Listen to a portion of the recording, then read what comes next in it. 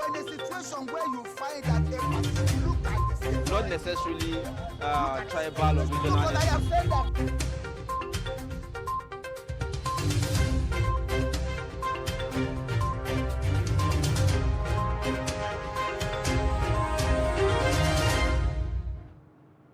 All right, welcome back. This is Daybreak on Trust Television. Time for us to take a look at the dailies on Daybreak. And we have our guest reviewer in the studio, Ben Chemang, who is now the former Director of News, Voice of Nigeria, retired but not retired. Thank you so much for joining us on Daybreak. My pleasure. Thank You're you. welcome. And I'll say happy retirement. How is it going? Yeah. It's just been a few weeks now. You see, I disappeared to my village in Bondon, Kaura local government, and I enjoyed my life. Roasted potato, yam, and even though you could see there has to be rural transformation, and I was just shaking my head. I wish I could. At least all the things that you missed while in service, the things that you were not opportune to travel back home to enjoy. Absolutely. You know, when the village sends you to the city, you have to return to the city to the village in peace. And what are the goodies you have to bring? So we're hoping that one day, maybe when service calls, we begin to transform our villages, honestly, to avoid this rural-urban drift that is responsible for all sorts of some makeshift camps in towns. All right. Yes. All right, then. So let's begin with the Daily Trust newspaper this morning. The lead story talks about insecurity. It says, Knox trail INEC statement on elections postponement and cancellation. We warned insecurity may jeopardize polls, says ACF. We won't accept postponement, Afenifere. Hold Buhari, APC responsible if, and then you have an ellipsis there, that's according to PDP. It's a call for action, CSOs. No cause for alarm, says the federal government. You'd find all the details on page 4. Then above that lead story, Atiku meets UK officials on economy, security, and others. That's on page 12. You also have a fulfilled pledge to tackle Boko Haram, says Buhari on page 6. Brain drain, FG to hire Nigerian doctors abroad on page 33 there. And then the pictorial there shows you a number of people queuing to collect their permanent voter cards in Abuja. It's ongoing. If you haven't gotten yours, it's time to go pick up your voters' cards. It's no time to stand on the fence this time around.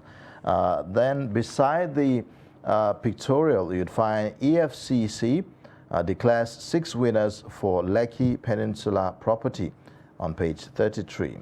40 female candidates brainstorm in Kaduna, hopeful of victory on page 12. And then you also have how railway unbundling will impact the industry, Ocholi, on page 24. The footnote there, you'd find a race to NAS, Kaduna North, inside rep Samaila, El-Rufai Sons tug of war. You'd find all the details on today's copy of the Daily Trust newspaper. That's that for now. Then we'll take a look at the Nation newspaper, and this is the major story on the front page. Buhari, what Nigerians stand to gain from Tinubu Shetima. And riders here that says they will guarantee good governance, education, security. APC candidate promises economic prosperity, and Lawan governors Machina cheer others at UB rally. That is the major story on the front page of the Nation newspaper, reaching towards the top of the front page there, below the masthead. 150 nurses resigned from Lasuth in 3 years, and bandits kill 7 NSCDC officials. Elections will hold as planned. Federal government dismisses security threats to polls. And towards the bottom of the front page there, 1 Edo train attack victim regains freedom. That is on page 6. Parties OK BVAS for polls. Details of that can be found on page 5. And at the very top of the front page there, judiciary won't be manipulated under me, says CJN Ariola. And that is on page 29. DSS won't succumb to intimidation, harassment. Details of that can be found on page 5. And other stories on the front page of The Nation. Sanwo-Olu, Uzodinma, others mourn Anyam Osigwe. And huge crowd welcomes Peter Obi to Onitsha. And that is on page 25. Now, these are the major stories on the front page of The Nation newspaper. All right. Now, let's take a look at the Leadership newspaper this morning. On the Leadership, you have the lead story that says 45 days to go. FG dismisses threats to 2023 elections. You have above the masthead, presidency. I'm not in race for Ndibo's turn, says Obi. UK keen on helping Nigeria recover, according to presidential candidate of the PDP, Atiku Abubakar. You also have nobody can blackmail me over illicit wealth, says PMB. Why we ask banks to load ATMs with new notes, according to the Central Bank of Nigeria. Tears as NSCDC prays for 11 officers killed by bandits and the accident. You also would find Obasanjo, Atiku squandered PTDF money, says Tinubu. These are the stories on the front page of the Leadership today. All right, next we'll take a look at the Punch newspaper, and it goes political with this major story. Last lap, Tinubu campaign mulls alliance with smaller parties. And details of that can be found on page 2, and it has riders here that says APC looking beyond PDP and MPP LP, reaching out to parties to adopt Tinubu. PCC member Senator Akombi. No negotiations yet. We won't step down for ex-Lagos governor, says Accord Party presidential candidate. And going towards the bottom of the front page there, go international. Blackout as 16 die in California flooding. And Nigerian passport falls by 38 places in global ranking. 2 female suspects detained over Lagos missing lady. Details of that on page 4 and 5. And FG shortlists 139 bidders for gas project. Details of that can be found on page 27. At the very top of the front page there, entertainers, politicians eulogize Anyam Osigwe as AMAA founder dies. And that is on page 30. Gunmen attack NDLA operatives, soldiers rescue Baron. And you can find that on page 40. NSCDC mourns as Kaduna bandits kill 7 officers, and that is on page 4. And talking politics, Obi promises to negotiate with Biafran agitators, and that is a story that can be found on page 18. Now, these are the major stories on the Punch newspaper this morning. All right, now on the Business Day newspaper, the lead story there says 6 in 10 customers stalk with crazy bills. It has the rider that says metering still low 9 years after privatization. You would also find night landing equipment, space cram airlines fleet. Nigerian children denied education on state's failure to access grant. Eco Bridge, we are doing our best to end motorist suffering, says the federal government. We also have the story that says with baby steps, Nigeria's power sector grows out of federal government subsidy. You will also find the 2023 presidential election, the twist and possibility of a rerun. These are the major stories on the Business Day newspaper. All right, now let's get perspectives on these stories. Like we told you, Ben Shemang is here with us. Thanks again for joining on Daybreak. My pleasure again. We've seen this alarm now raised by INEC. Well, it's now seeming like a false alarm of some sort, considering the reactions that have trailed that statement about the elections not holding or being postponed. And the federal government is reassuring Nigerians that it will hold regardless of whatever happens. Afenifere is saying that they wouldn't accept postponement, and so it generated a lot of reactions and all of that. Was the alarm necessary in the first place in your? I think the alarm was necessary, but it shouldn't be overblown to an unnecessary proportion. It is just to keep INEC in check and to get the assurances from the federal government of which Nigerians are getting. And if you look at civil society organizations, they're saying, yes, it's necessary so that INEC will go into the drawing board, look at where there are leaking or leakages here and there, block them to ensure that there is free, fair, credible and acceptable elections. So when you begin to hear regional bodies, Arewa Consultative Forum, Afenifere saying they won't take this, or we said it before, and the federal government is saying, look, there's just no cause for alarm. And by yesterday too, even INEC was saying, look, that statement was not really the official standing of INEC. A certain official made an observation. Perhaps it was misquoted or taken out of context? We hope that that man will say so, but in the end, they'll always be blaming the press, the whipping dog, so to speak. It's like, oh, the press quoted me out of context. You probably meant what you meant, and the press just got you. And of course, you have some sound bites. You have some quotes. People can play and say all of this. But in the end, if you've made a mistake, make it public. Yeah, I misfired, so to speak. But I think that it is just to put INEC on its toes so that we have these elections that are coming just how many days? Less than 50 days. So at this time, we cannot be talking of postponement. It shouldn't be. No. But the reality on ground, the current reality on ground right now, I mean, yes, insecurity is prevalent in a lot of places, but some places more than others. There is a palpable sense that it may not hold in some particular areas. Do you share that opinion? It may not hold in some areas. I mean, when, like in Southeast, the people are being threatened here and there. It won't, even if it won't hold in some areas, it can't be a situation where the entire election would be annulled or would be postponed, because even by the Constitution, if out of 36 states and Abuja, there is a crisis in some 3 or 4 local governments, you cannot say there's no free and fair election. You hold the election, and thereafter, that area, if it does not kind of infringe so much on the result of the election, it is taken that it is free and fair.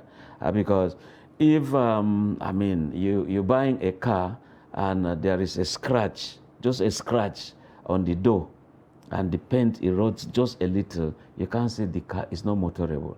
So in the same vein, this election, if there are some insecurity in some areas, I mean, and it's not the entire federation, it cannot say that election shouldn't hold. If you check 2015, the insecurity that time was more than what we have now, yet elections took place. And of course, the epicenter was Borno State. And if the elections took place and people came out to vote, so tell me why we shouldn't have elections. It's one thing to conduct an election in a tensed environment, again, and then to have an election that will be considered to be credible. I'm saying so because by the time you go ahead with the election, and then perhaps you have these pockets of violence here and there, do you think that that could affect the integrity of the outcome? Yeah, you see, when you're talking of pockets of infractions, yeah, or a tense situation, I mean, it's better than going to do the election, conduct vote, so that that tense situation becomes so normal, because people should just go and vote. And by the time you have a tense situation, yet you went out to vote, you are simply saying that you are voting against this tense situation. And I think that INEC should just hold its head high and not to allow some distractions here and there. And the federal government, whatever is the situation, the security agencies, do the needful.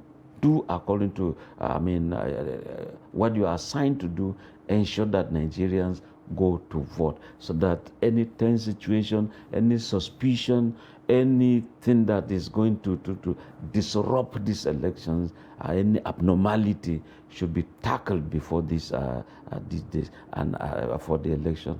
And so far, so good. I think that we are not seeing so much of urge or some destructions around the federation that will warrant a situation where they say, let's postpone, let's shift, or there is uncertainty. No, I think Nigerians are set. And that's why when you check, if you check some of the newspapers today, you see some queues of people ready to collect their PVC, to exercise their franchise, to ensure they vote, so that the destiny of this nation is in their hands. And when you check those on the queue, they are mostly the youths. And we're told that about 60% of the voting population belongs to the youths. And you could see that some of them like queuing to collect their PVCs to ensure they vote. All right. Well, now let's look at the different aspects of the election. Now, we just saw on the front page of the Punch newspaper that the ruling party is currently trying to court, or let's say woo, smaller parties to their side, so that they can be able to, so that they can endorse their own candidate, and of course jettison theirs if they have it. In a situation like this, whereby we're talking about alliances with smaller parties, not really the major ones that they said, not the NMPP, the Labour Party, or others, but smaller parties now, will that have any effect on the chances or otherwise of the ruling party if they're able to woo these smaller parties to their side? Yeah, I think in terms of government of national unity, when it's always said that the winner should not be, I mean, you grab everything because you have won. You continue to have unnecessary opposition, distractions here and there, even court cases. Remember, there used to be this accord even when you had the UPN NPN accord. He also had the GNPP, NPP accord. So these were all accords that ensured that there was democracy, even though the military overthrew that government. But I think that if some parties feel that they cannot make it anywhere, and they now go under the shade, do I say umbrella, at the expense of being called PDP, man. If they feel they should go to an umbrella that is wide enough to cover them, well, it's part of democracy, negotiations. But again, how do political parties grow? If you check the history of political parties in some countries, you see that they've been there for that long. But when you go register and you feel you cannot even produce a councillor, now let me use it to a kind of campaign. Maybe in the end we get some DGs of some agencies. Well, so be it. It's part of democracy. But again, sometimes your credibility is called to question as to your real intention. Are you saying that your philosophy, the philosophy of your party, is the same thing with that of the party you're rushing to? And again, the bigger parties that are trying to swallow this or just adopt them, are you saying that you can't go it all alone because you now need some people to support your standing? And so a whole lot of things will have to go on. All right. Other stories that we are looking at, the one on Daily Trust that says, brain drain, FG to hire Nigerian doctors abroad.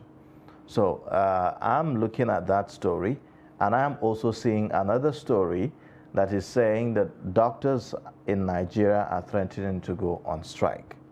I'm also seeing another story that is saying 150 nurses have resigned from a particular hospital here in Nigeria. I'm also seeing that teachers in the FCT have decided to down tools, primary school teachers specifically, somewhere in Kuje or so, have decided to down tools, you know. And at the same time, the Minister of Health is saying this. I am finding it difficult to reconcile this. Well, that is what is called brain drain. Don't forget that even the UK and some other countries are busy looking for Nigerian doctors. But if the Nigerian government has simply seen that, okay, they're going to hire Nigerian doctors who are abroad to come handle Nigerians in here. They want to rehire them, Kenan. Those doctors that left for greener pastures, will be rehired. Yeah. They are talking about connecting Nigerian doctors in diaspora to Nigerian universities. That's talking about teaching hospitals here in Nigeria, to be practicing and all that. And I'm wondering, these were people that were here. Most of them were here before, and they left because of the condition of service. Yeah, you see, they left because, yes, condition of service, yes, the environment in which they operate, yes, even the equipment in which they have to use to do some treatments here and there. Now they've gone, even with all sorts of incessant strikes in Nigeria, yet abroad they found Nigerian doctors very, very good. Now, over there, they've also seen the environment and what they need to do to ensure that healthcare delivery is provided abroad. Now, if they now have this expertise, and if the federal government now says, look, come home, and these Nigerians are saying, yes, these Nigerians are saying, okay, before I come, make sure that you have these specialist hospitals with this kind of equipment, then we'll come. And I tell you, shouldn't we be proactive? This is purely being reactive to something that has happened already. And we already have doctors here who we are not treating nicely and treating well. Already, like I said, they are threatening to go on strike, and this is not the first of it, right? So we are unable to see to the welfare of the ones that are here with us, and we're looking at the ones that are outside.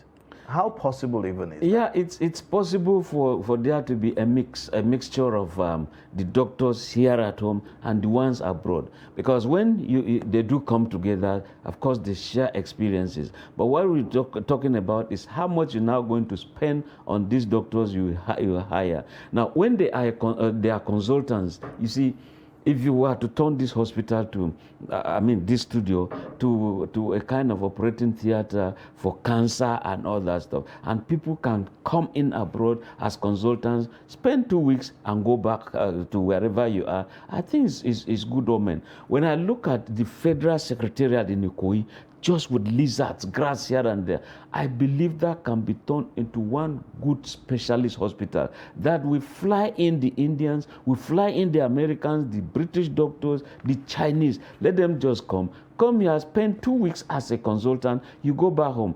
On demand, you come back. And I believe many of these medical tourism we're going abroad, if we can have them here, even your flight ticket alone and accommodation over there well in hospital, including those who are following you, you just use that to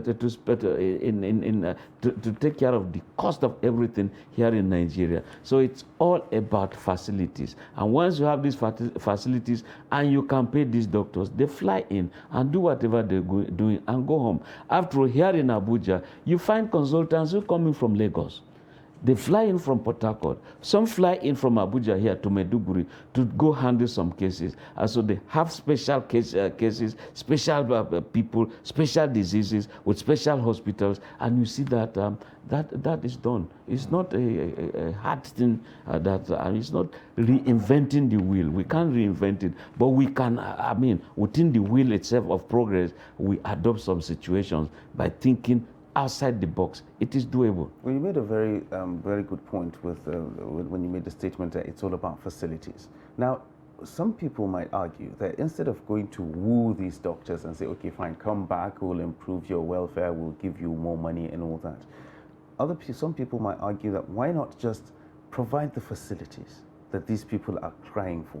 Just provide the facilities, make sure that these things are here and they're working, and these people will come back themselves without having to go and bring them back.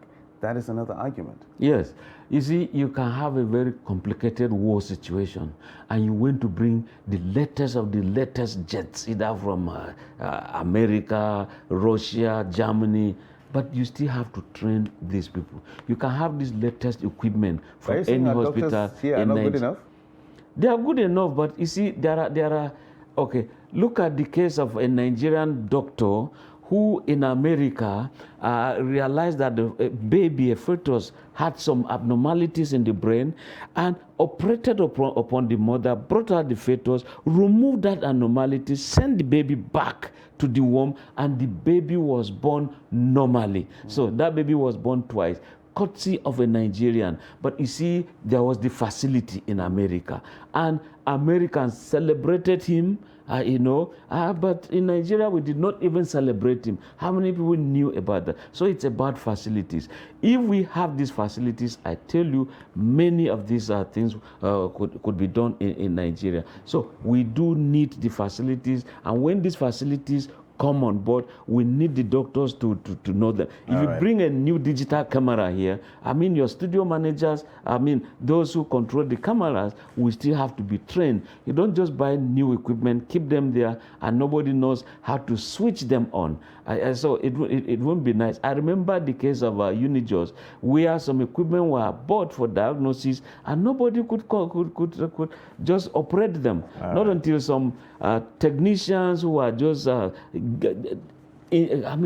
gifted decided to go into it, and lo and behold, during the coronavirus, they were found very, very useful. But this equipment were lying down fallow there. Okay, so here is another story here that is likely to generate controversy. The president is saying that I have fulfilled pledge. He said, I have fulfilled pledge to tackle Boko Haram. And the president is saying this in the northeast when he traveled to Yobe, I believe. There. What's your take on this?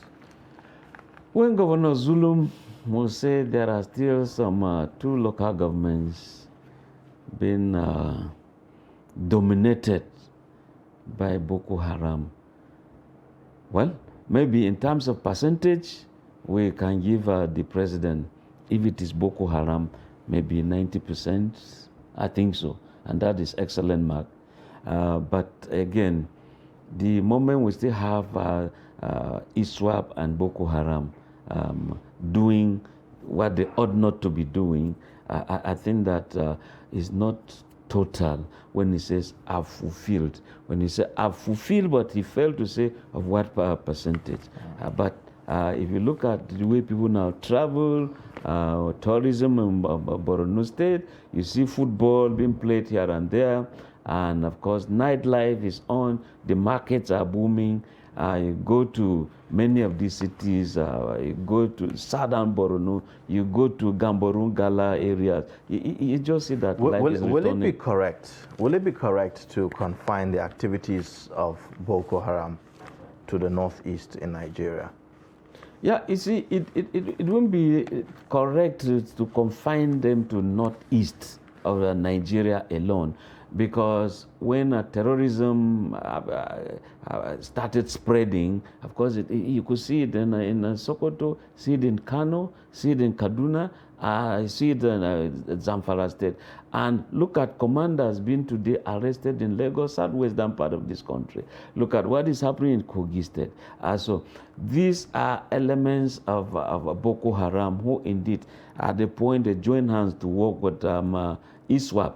Not until they started having problems as to who is a bigger commander, under what territory, who is to be subservient or who is to be subjugated by the other. And that was how at the point they would fight. Up to today, they still fight and kill themselves, sometimes over women, sometimes over loot, sometimes over ideology and all that. So it won't be correct to just say it's confined to Northeast alone. It has spread, and of course, when you now have terrorists or terrorism spreading to the southwest of this country, you find elements of Boko Haram in those areas. So terrorism, Boko Haram is all about terrorism.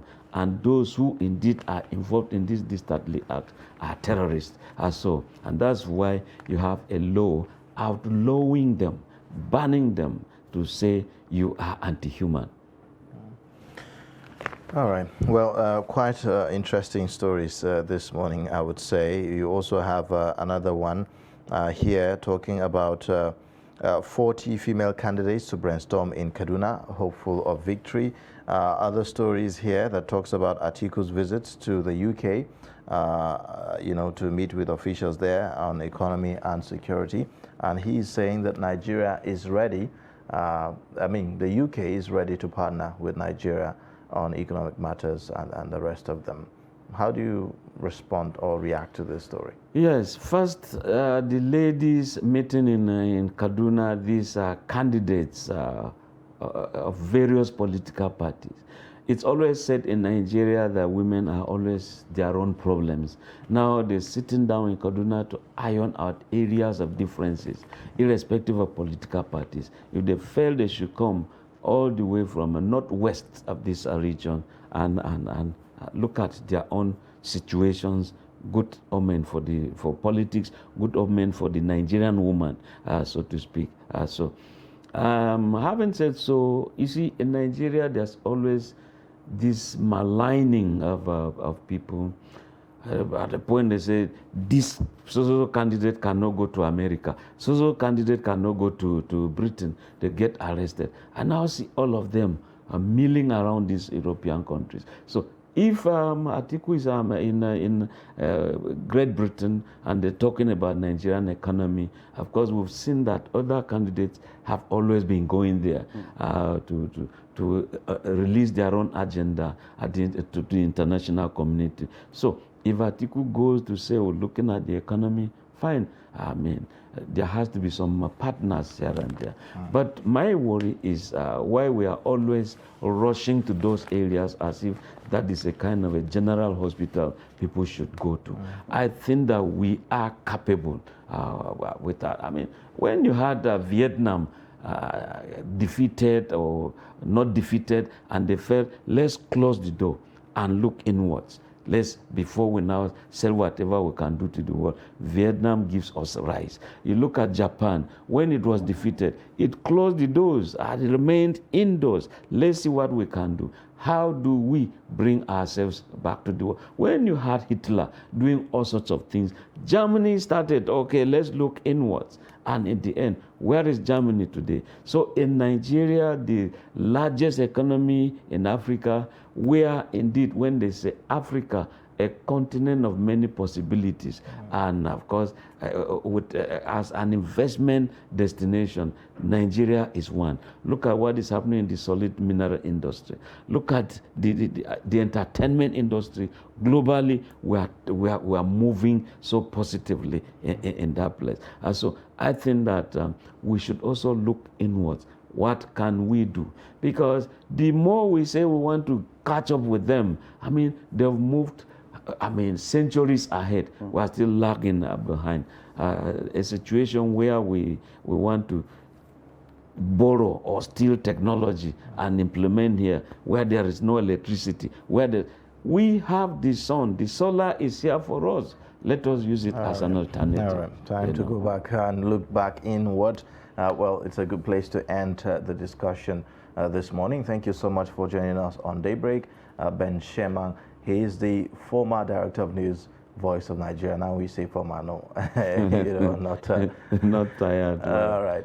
Well, we'll take a short breather now, and then when we return, we'll take a look at other issues on the program. It will be top of the hour. We'll take a look at the headlines as well as our discussion of the day. Join us again. But in a situation where you find that a person look like the same, Not necessarily tribal or regional. but I have said that